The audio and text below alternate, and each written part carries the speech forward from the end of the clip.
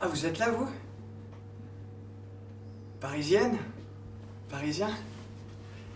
Ouais, ça tombe bien, il fallait que je vous parle. C'est à l'Hôtel-Dieu que je suis né, dans le 4e arrondissement. Et moi, la première chose que j'ai vue, c'est Notre-Dame. Enfin, quand elle était encore tout entière. Alors, je vais pas me justifier ou vous raconter des histoires, parce que moi, mon histoire, c'est ici qu'elle a commencé. Et j'espère que c'est avec vous qu'elle va se poursuivre. Enfin bref, c'est pour vous dire que moi, Paris, je sais ce que c'est. Mais là, j'en ai gros sur la patate. Car Paris n'est plus une fête. C'est vrai.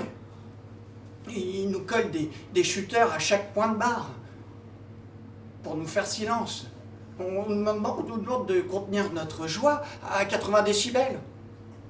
C'est pas possible. Alors maintenant, on a des agences immobilières, des assureurs, des banques, des opticiens. Mais ils sont où les mastroquets? Les charcutiers traiteurs? Les cordonniers? Les poissonniers? On n'a plus que des franchises. C'est que des concepts maintenant. Vous avez vu la gueule de Pigalle? Vous êtes allé place du Tertre? Ça ressemble à Disneyland. C'est vrai. Avant, on préférait côtoyer son voisin autour d'un petit ballon de rouge. Tu vois? Ou saluer le maraîcher, faire la bise à la femme du poissonnier. Maintenant, ce voisin, il a quitté la commune. Il a été chassé par la folie spéculative des start-upers, comme ils disent. Est-ce le même destin que fut celui de San Francisco que nous voulons réserver à notre ville bien-aimée? Non. Non. Mais regardez bien, cette lueur d'espoir, notre belle tour Eiffel. C'est celle qui nous montre la marche à suivre depuis plus de 120 ans. Et puis elle les a tous vus, ceux qui ont fait Paris. Oui.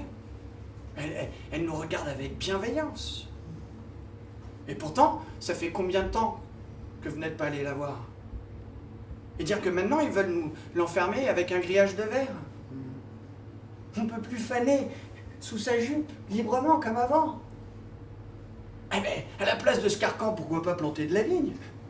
Ouais, pour en faire un vin rassembleur, un vin d'espoir. Non, les copains, je ne veux rien vous imposer. Mais cette vision, cette façon de vivre qui a créé Paris, ce Paris mosaïque culturel, battu par les flots mais qui n'a jamais sombré. Eh bien aujourd'hui, je vous le dis, les copains, le bateau tangue. Ouais. Et moi, je n'ai qu'une idée en tête, au bord de mon cœur.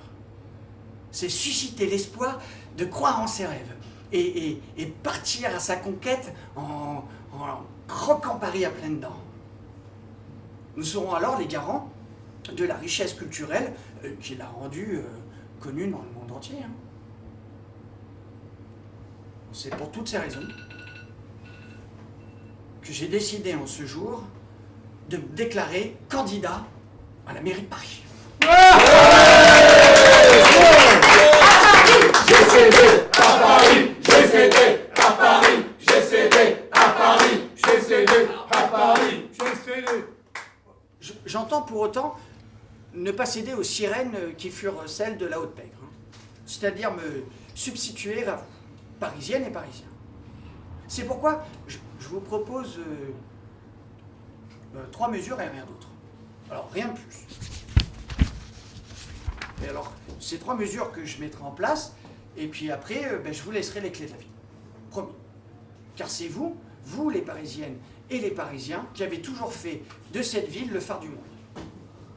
Vous, Toulouse, vous, Miro, vous, Baudelaire, toi, Erwan, ceux qui vivent, ceux qui respirent, à vous, je rendrai la ville. Mais avant cela, nous replanterons de la vigne. Avant cela, nous ferons taire ceux qui nous disent chut, avant même d'avoir pris notre souffle. Avant cela, nous redonnerons la possibilité à ceux qui le veulent d'avoir le luxe d'être pauvre à Paris.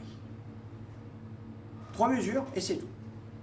Et j'attendrai pas 107 ans avant de vous redonner les clés de Paris. Non. Paris est à vous. Vous êtes Paris.